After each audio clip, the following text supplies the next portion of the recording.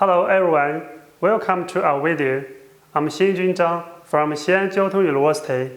Today, I'm going to talk about a trial on promoting data-intensive supercomputing through innovation in storage subsystem architecture. The presentation includes 7 parts. I will introduce the rest of the HPDA first, and then I would like to explain why I think data-intensive application is more and more important, and how does it work. After that, I would continue to present my research and how could I overcome the challenges of data-intensive application. With the rapid development of 5G, cloud, AI, and other technologies, massive amounts of data such as videos and pictures had grew exponentially. During the forecast period from 2020 to 2025, the scale of the global data is expected to explode, reaching hundreds of VB levels. This has promoted the HPC industry to evolve from the computing-driven paradigm to data-driven paradigm. From the drivers of HPC storage growth, we found that HPC has become even more closely integrated with AI and big data. Data analytics ecosystem has rapidly expanded in the last 15 years, leading to many new solutions. This work is done by people outside the HPC community. HPC solutions have been used for several years in different scientific, such as simulation and modeling. Computational science modeling and data analytics are both crucial in scientific research.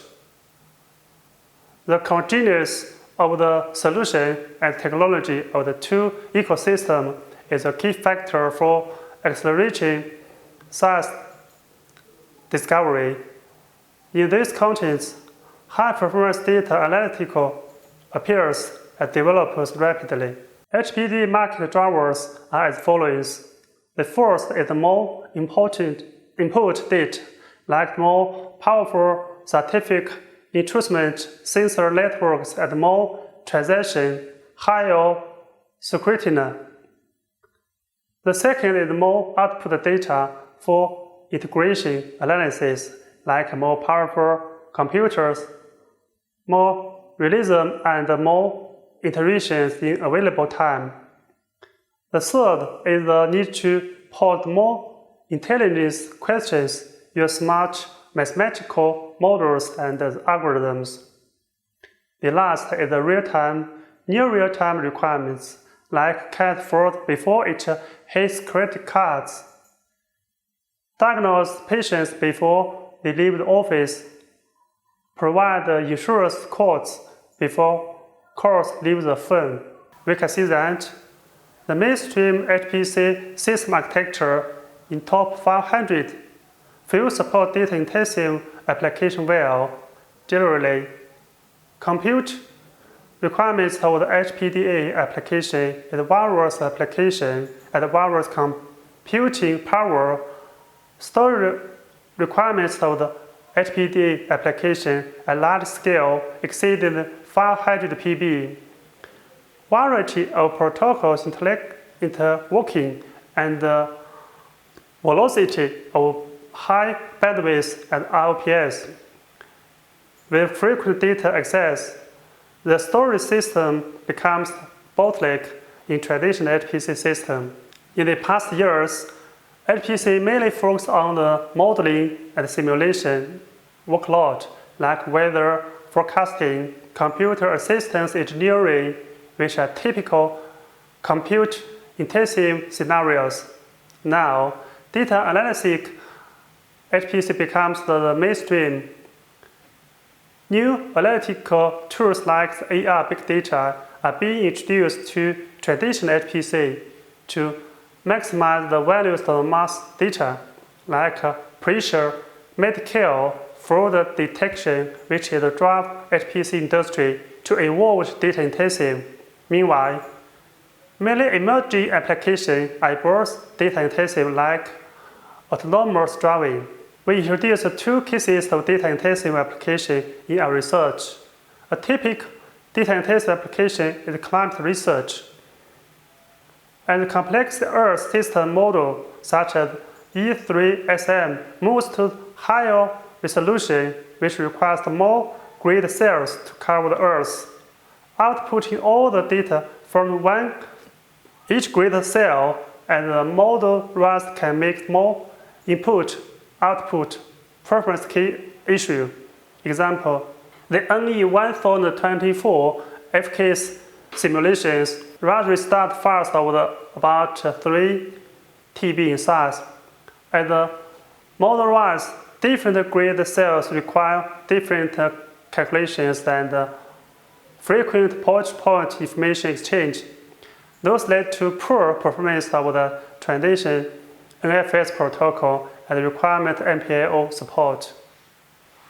In addition, pattern recognition tasks such as classification, localization, object detection, and sedimentation has remained challenging problems in the weather and climate science. During research, we found that climate applications are usually mixed loads.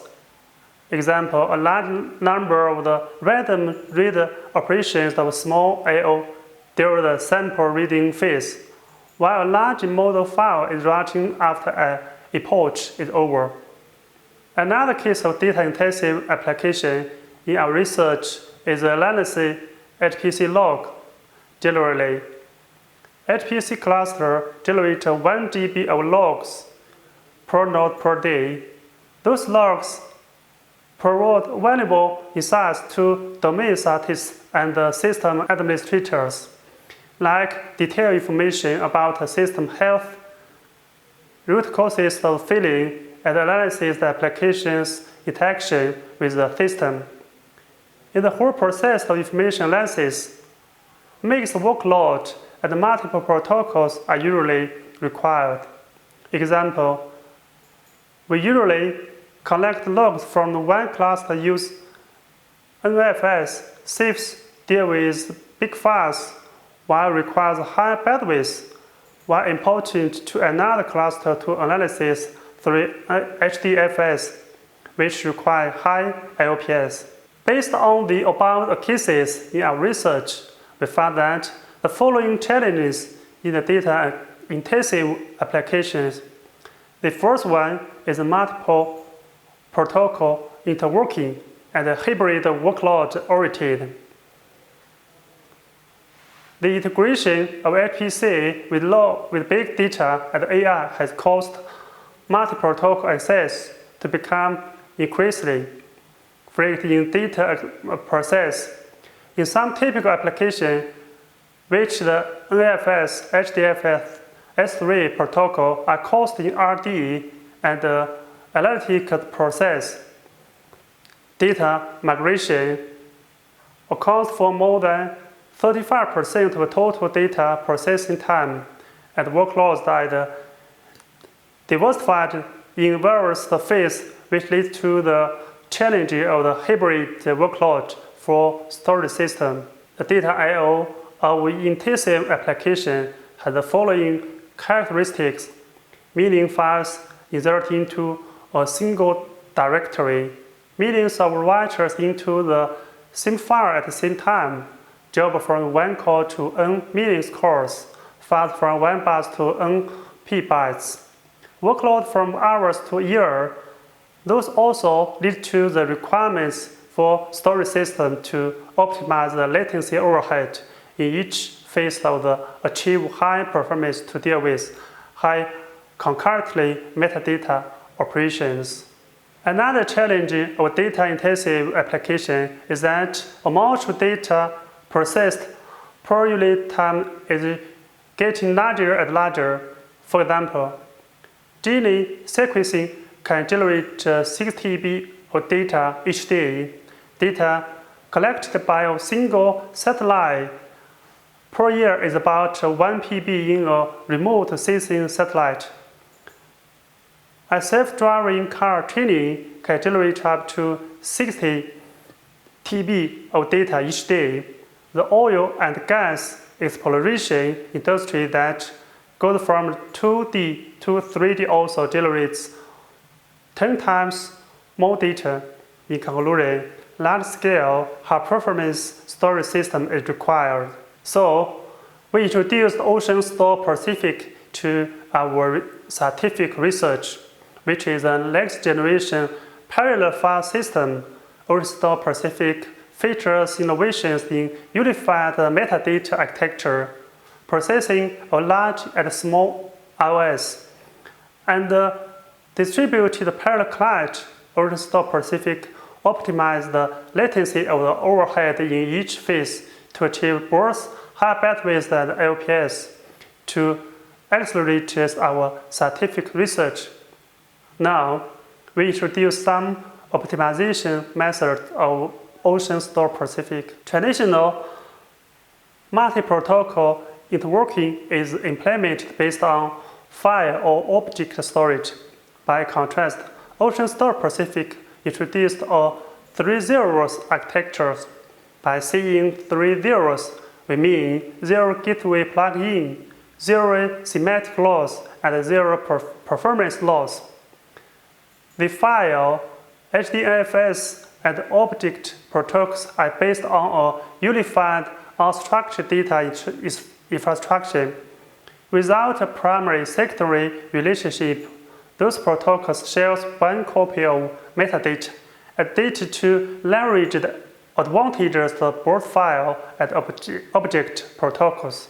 When it comes to I/O processing, OceanStor Pacific processes large and small I/Os separately.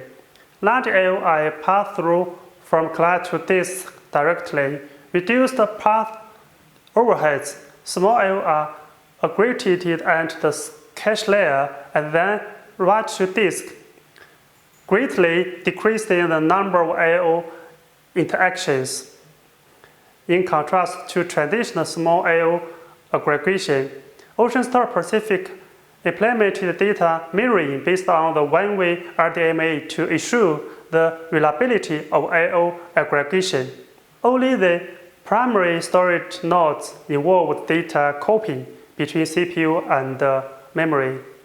Compared with traditional cache mirroring, OceanStor Pacific further reduced the CPU overhead by 30%, improved MPS while ensuring low latency.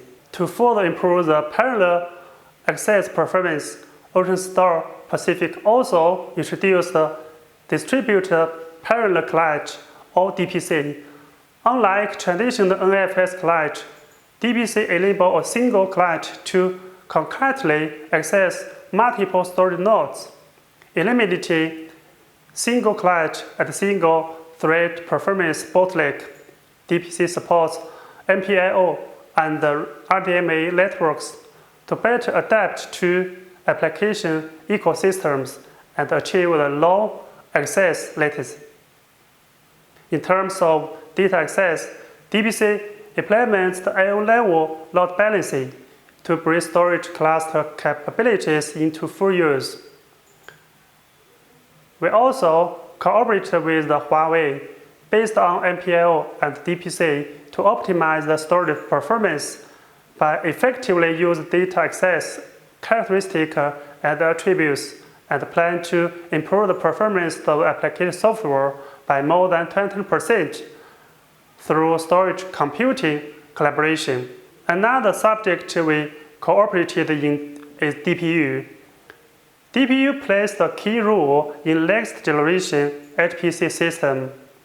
We are studying the scheduling and offloading of heterogeneous compute power and the feasibility of offloading different operators in order to reduce data movement and improve the efficiency by offloading some process to DPU. So, the conclusion of my speech is as following.